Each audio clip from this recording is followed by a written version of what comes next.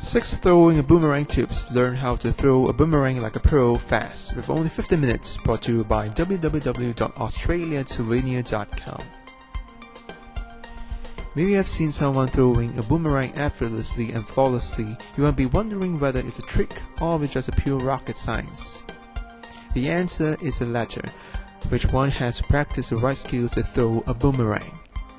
The most fascinating part of the boomerang throwing process is that you can see it spinning around the air when it's correctly thrown and catch the boomerang when it's heading back to the starting point.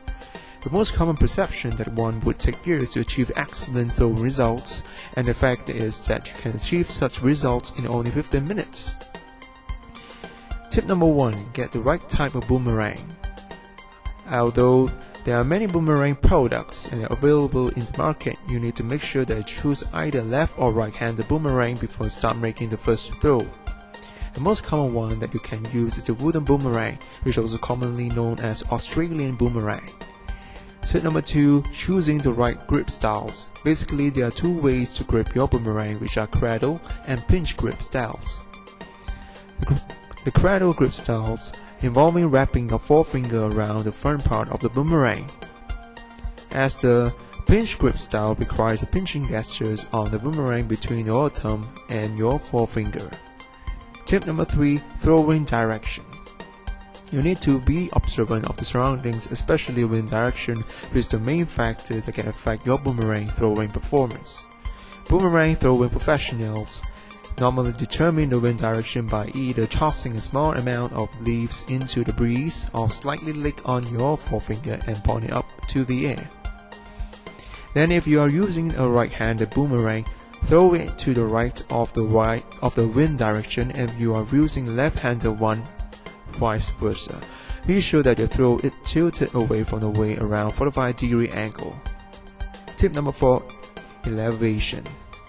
It's not appropriate to throw a boomerang overly high into the sky.